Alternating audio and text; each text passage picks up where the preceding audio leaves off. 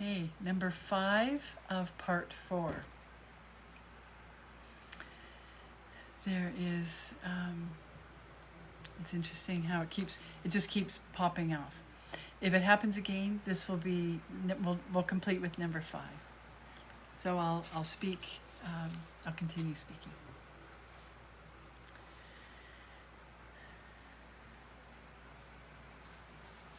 Let's look at, we've talked a lot about body electronics in the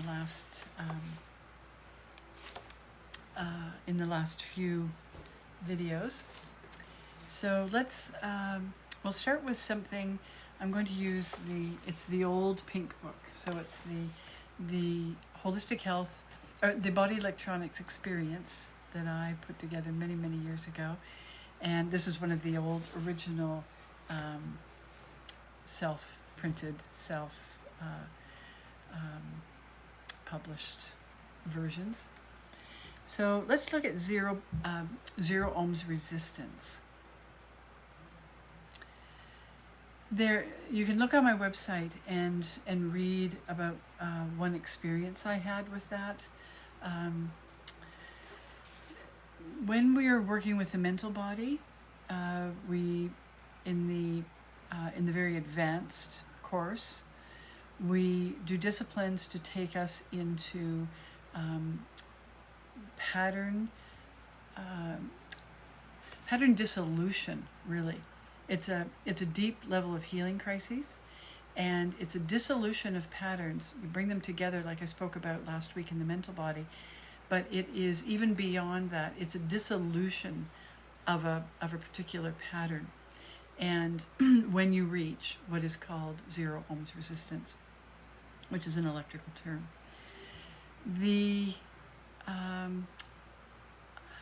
when it was experienced in 2005, I experienced it 4 times during that visualization and consciousness course, and I realized, I had read about it and I had prepared myself for it, but when it actually occurred, I realized then that I had experienced it many, many, many times in my life. Especially when I was a child.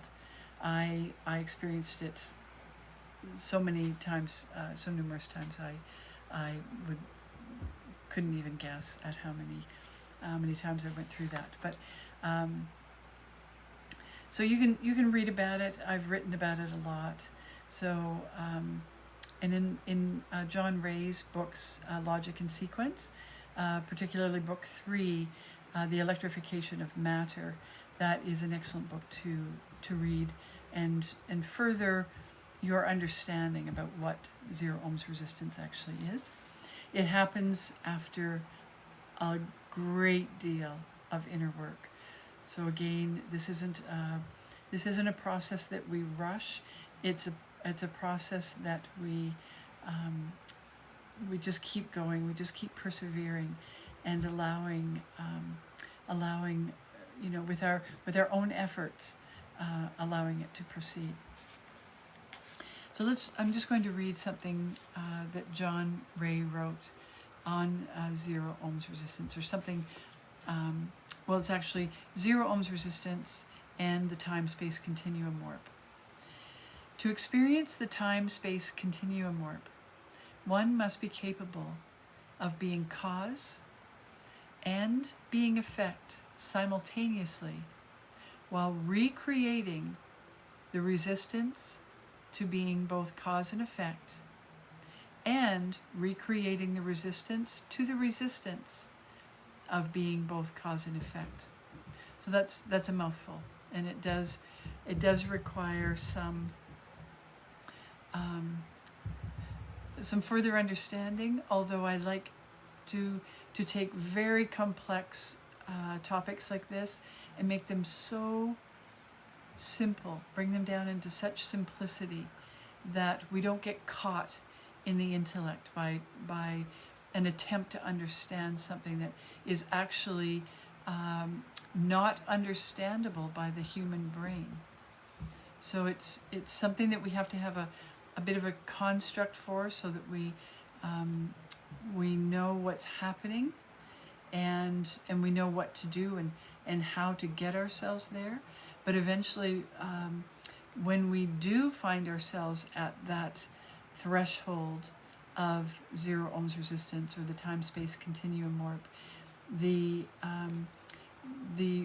only thing that we really require at that point is true surrender. We need to know and embody true surrender.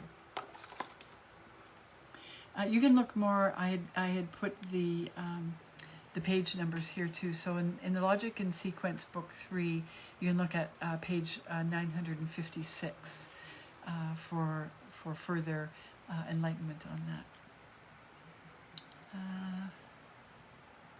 Okay, so yeah, okay. I'll read this a little bit more. This is also written by John. One encompasses darkness by focusing on the light. One encompasses death by focusing on life. One cannot learn about the light by focusing on darkness. The light comprehends darkness, but darkness does not comprehend light. I'll interject there that we can look at that from the emotional perspective. So anything beneath us, we can call that, like in our emotional resonance. So let's say we're resonating in the heart, we will be able to recognize and see anything beneath that. But anything beneath that, let's say apathy doesn't see grief, doesn't feel grief. It doesn't know grief. It knows apathy. It doesn't know what's above it. And so that can go further and further into higher and lower law, but that's just an example. So he continues to say, life comprehends death, but death does not comprehend life. One cannot comprehend love by focusing on resistance, but by focusing on love, the love encompasses, comprehends, and dispels the resistance. There's a paradox there, because what we're looking for is to become aware of the resistance in order to transmute it. So when we get to paradox, and especially paradox within paradox, you can really know you're getting somewhere when you're uncovering and discovering paradox. So that sounds like what he says there. One cannot comprehend love by focusing on resistance. Yet what we do in the transmutation process is look for the resistance so that we may transmute it, so that we can encompass it with the love. So we're not sidestepping the resistance or anything that has resistance in it. We're not ignoring it or sidestepping it. We're actually looking for it. We're desiring to have it made known so that it can be changed, and we do that with the love, by encompassing it with love. Okay, let's just this is part of body electronics and part of John's writings, John Ray. So he called it the 10 steps to perfection. And there's so many ideas and beliefs and attachments to the idea or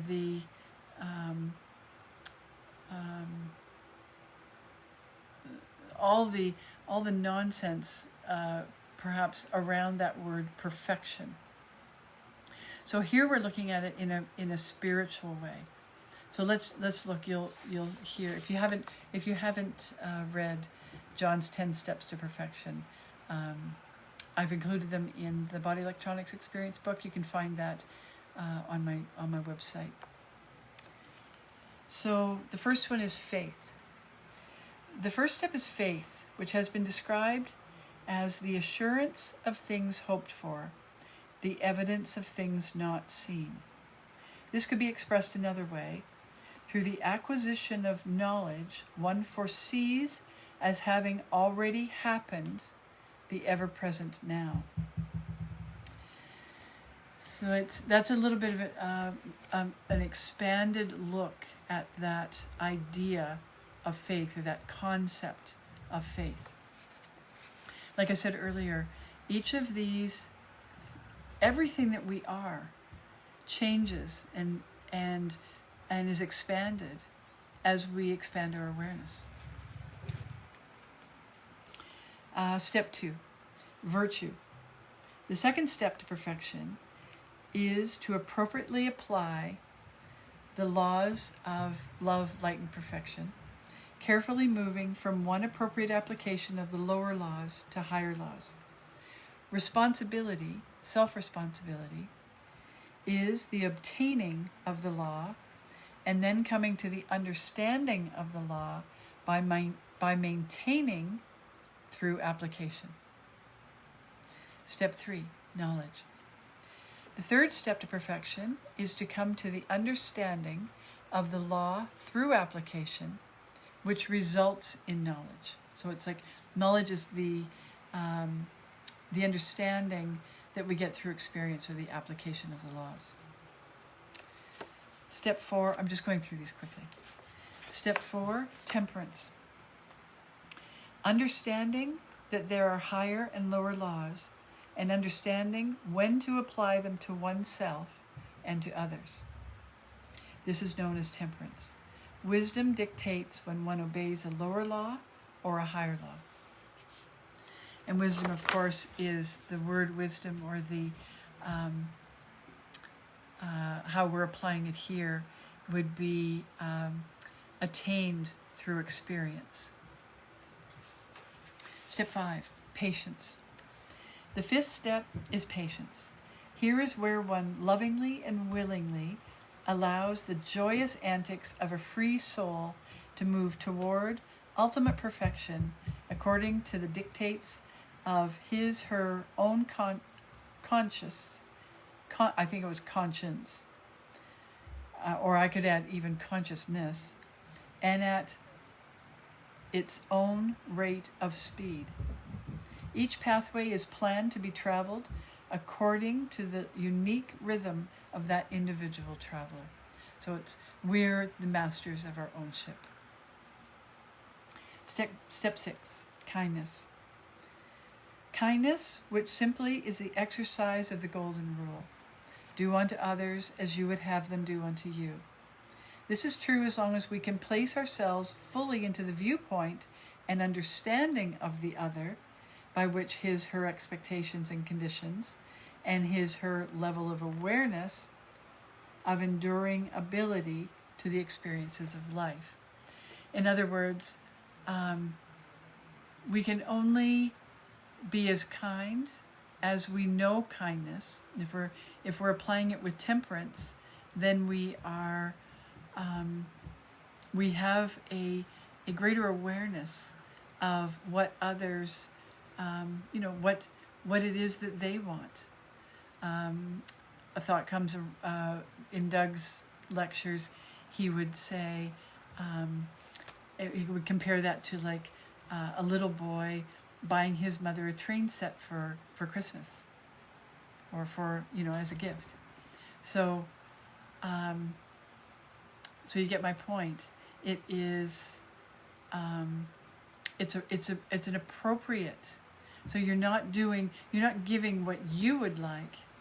You would look at it deeper than that, and you would look at what is that other person, how would that other person like to be treated? How, and always do that with kindness. Godliness. The seventh step is godliness, the ability to administer the law as a mother or a father would administer the law to his or her own children. So that's pretty clear. Step 8, charity. The 8th step is charity, the pure love of Christ. So I'll say the Christ light is the light within each being. I'm not speaking of a person here or a being that once lived on this planet. I'm speaking of the Christ consciousness that dwells within each and every being. The pure love of Christ continually manifested through every outer act with no conditions or expectations. I think we can all agree that that is much easier said than done. And this is about practicing. This is about practicing and applying. So there were just interesting steps that John came to in his work. The ninth step is humility. One is humble when there is no longer separation, but a recognition from a multidimensional point of view and a multiple viewpoint of consideration that all is one. So that happens when we, as we said a couple of weeks ago, when we open up that pineal, when the enthusiasm and the love is open, and we get that multidimensional viewpoint there, and we have that realization that all is one. We may have an intellectual understanding of it, but when we really open up the endocrine system in the brain, we experience it and we know it. All is one, and we will experience and know that all is one continuous, uninterrupted cause of life, which is simultaneously cause and effect, and there are no mistakes.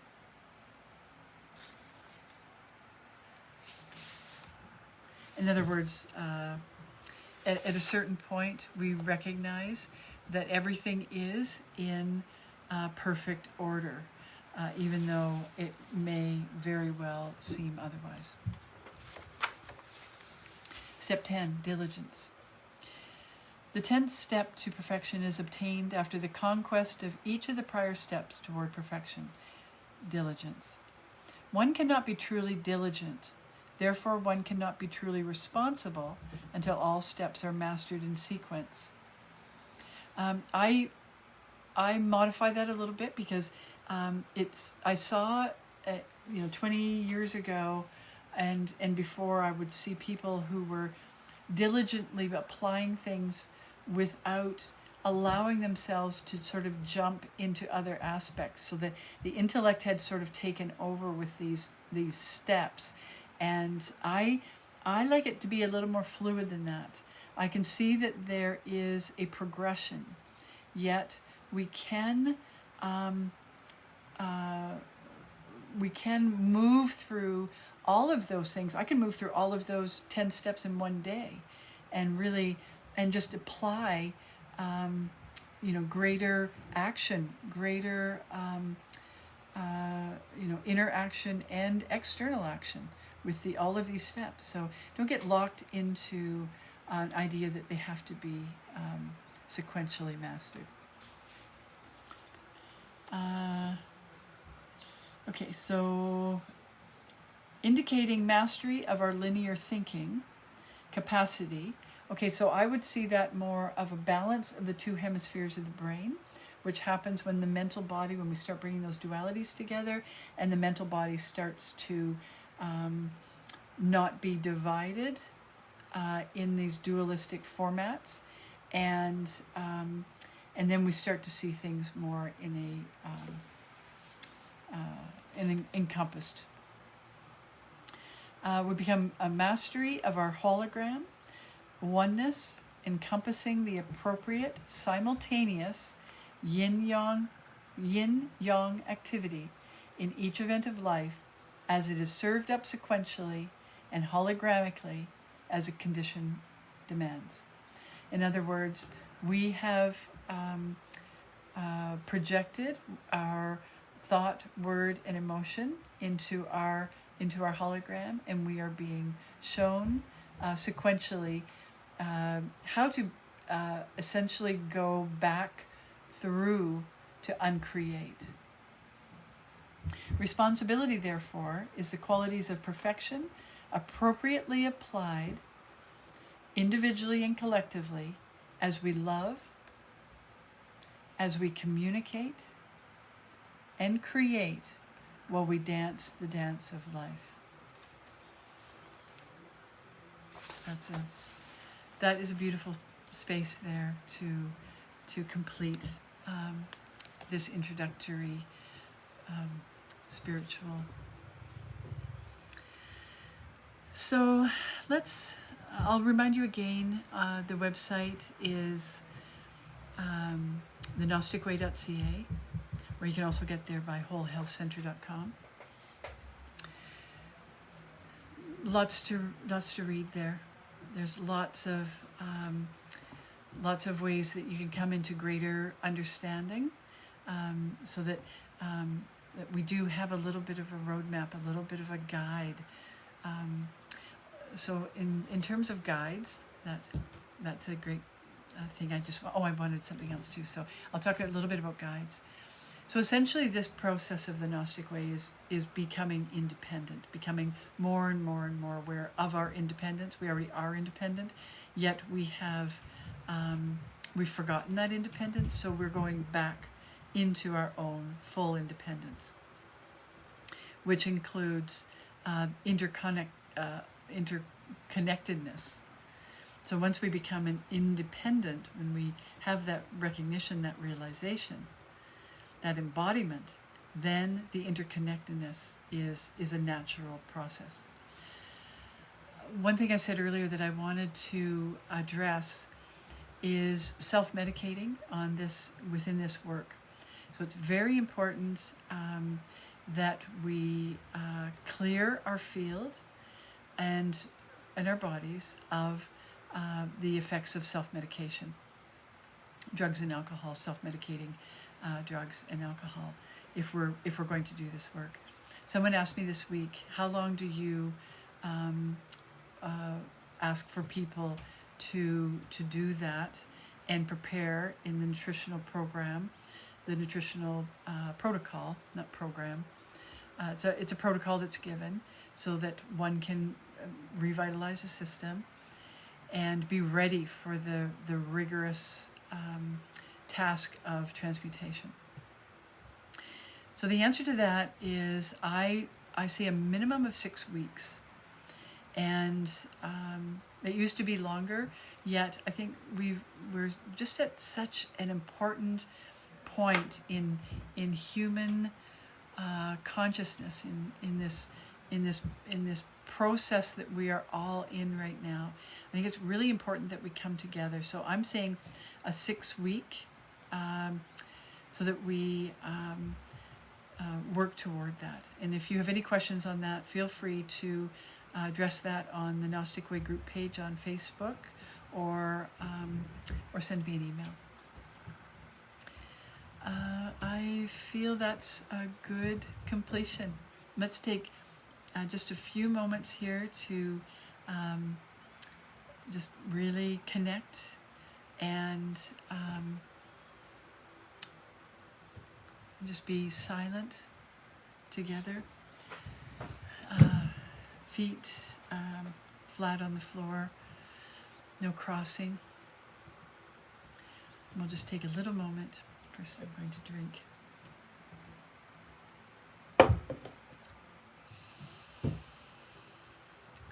Take a moment together.